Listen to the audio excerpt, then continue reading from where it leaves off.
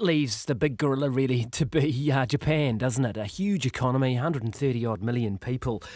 What do they want, and are they in the sort of driving seat now? Japan only entered this agreement in 2013. And possibly only did so because the US were going to be part of this regional trade pact. Now they're leading from the front to trying this deal over the line. That's Trump amazing in itself reason. too, isn't it?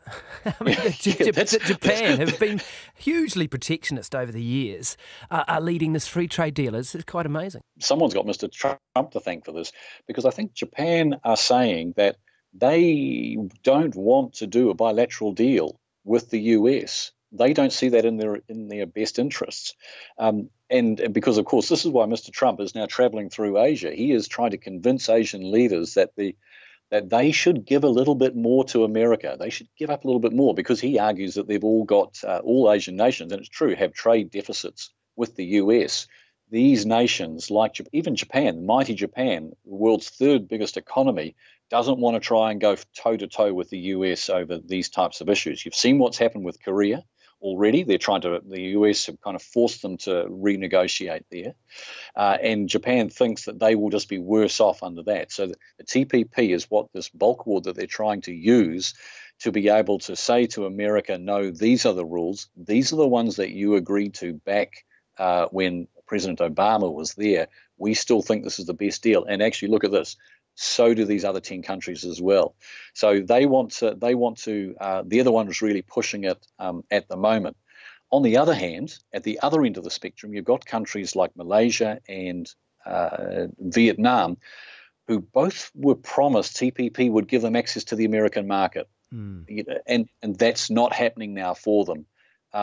But Japan apparently has been very staunch in talks, no negotiations. They are saying to these countries, look, we did this agreement, we've got to sign up, no negotiations, because that would just open a Pandora's box for them. And the promise that they're saying is that Mr. Trump won't be there forever. And even perhaps in his own, in a few years' time, when American businesses see they are at a disadvantage if TPP is signed, they will come back and that market will be open to them.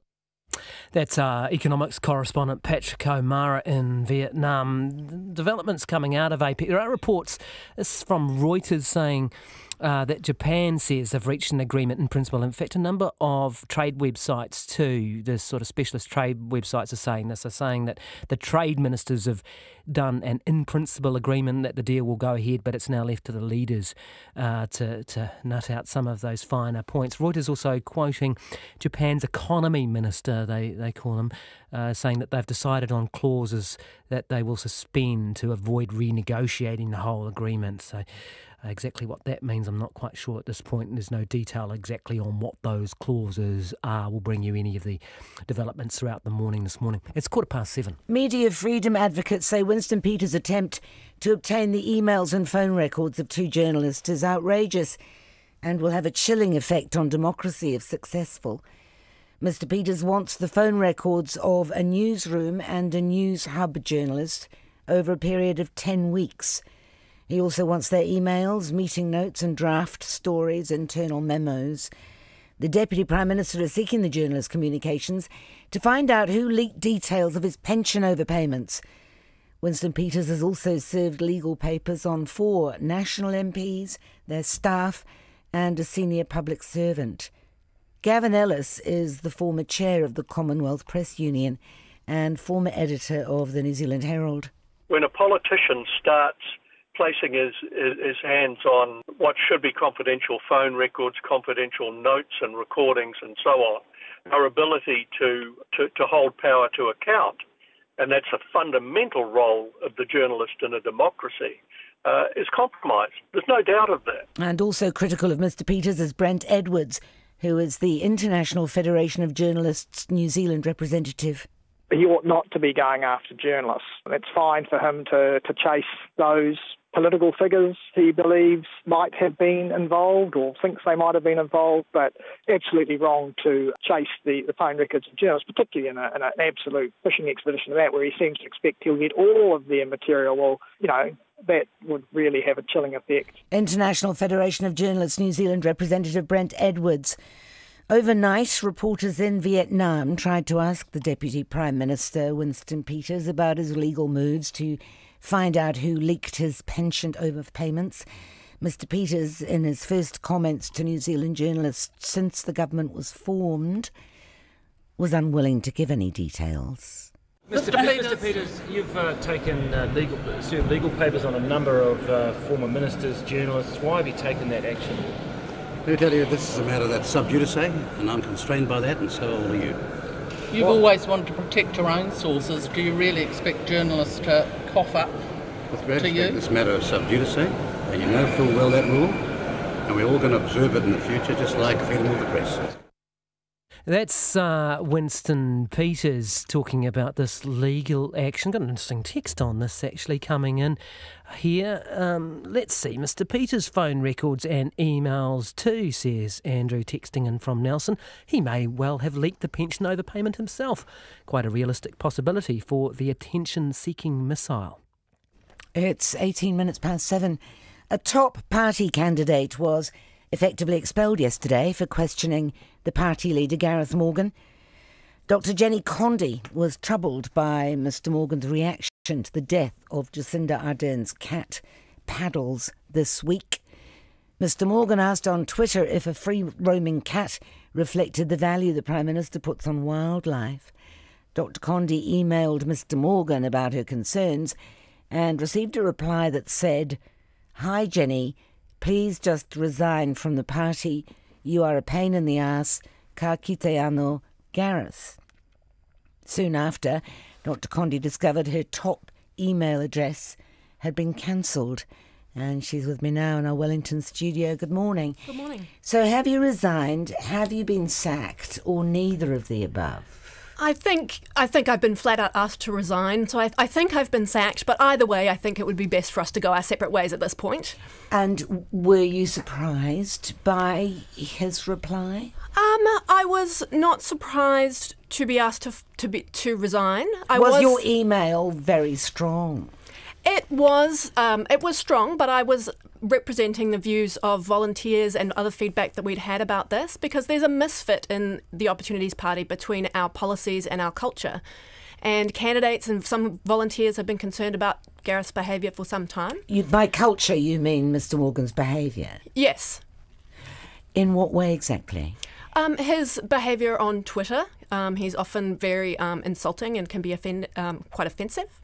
What are you thinking of specifically? Specifically, the most well-known would be his comments about lipstick on a pig relating to Jacinda Ardern. But that's a very useful metaphor. That's got nothing to do with women. I mean, it's like polishing a turd. It's the same thing.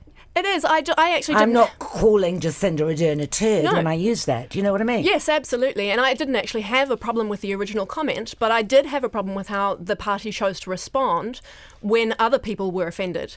I believe that if you've made a comment and somebody says that they are offended, then that comment was offensive, whether you intended it to be or not. You knew of Gareth Morgan's pugnacious personality when he signed up to TOP. Yes, I sure did. And so none of this presumably came as a surprise to you. No, so when I got involved, I think I was really giving Gareth the benefit of the doubt. I was hopeful that going forward he would build a team around him that would shore up some of his weaknesses that we were all aware of. And I knew that certainly this was a possible outcome when I got involved. You seem to be suggesting that it's less of a party and more of a personality cult. I don't want to put words into your mouth.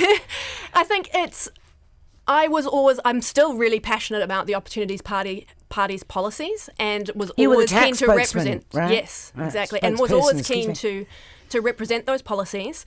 But I was never that excited to be part of the Gareth Morgan Party, if that's what it was going to be. So are you going to stay in politics? I hope to. I've really enjoyed being involved in the campaign, and I'm grateful to Gareth for giving me this opportunity to get involved in politics.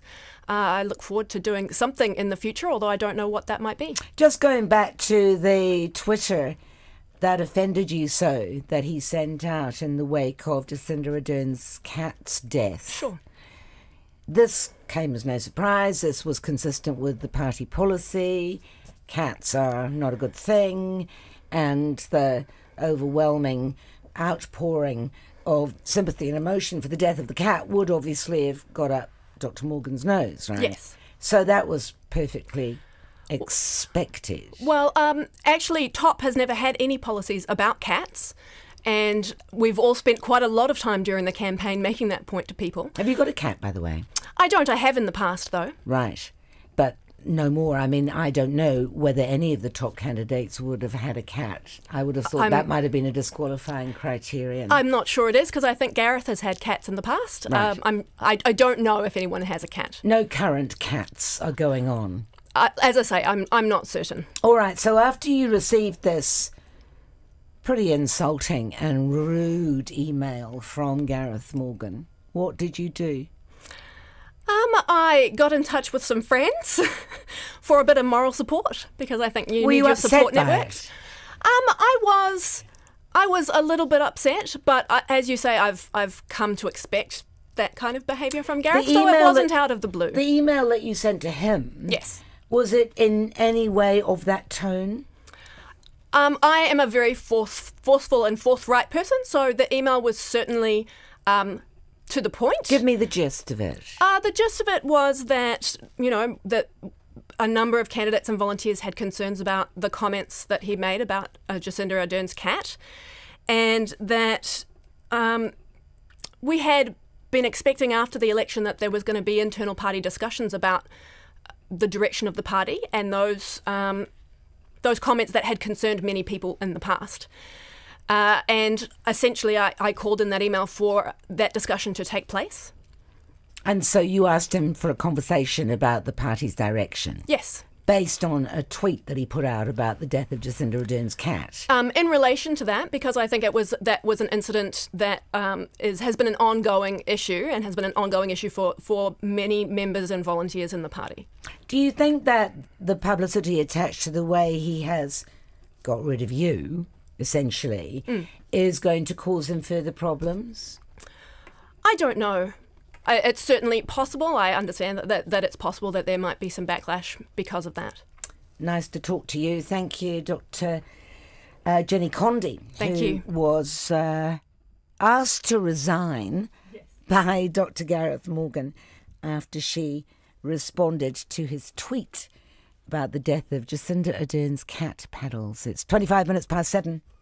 Somalis living in Wellington are worried a man with a long history of sexual offending is being allowed to walk free from a psychiatric hospital. Someone who knows him calling him a ticking time bomb. Mohammed and Farah